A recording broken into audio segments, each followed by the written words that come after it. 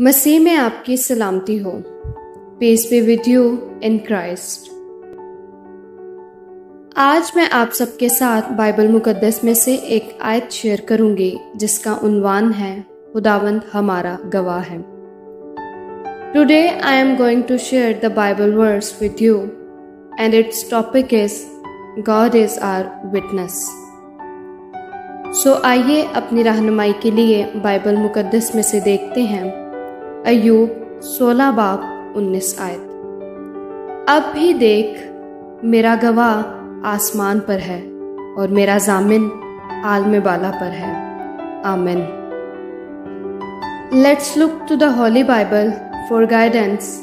Job chapter 16 verse 19। Even now my witness is in heaven, my advocate is on high. Amen. खुदावंद आप सबको बरकत दे। खुश रहिए, खुदावंद के साथ जुड़े रहिए। May God bless you all. Stay happy, stay tuned with God.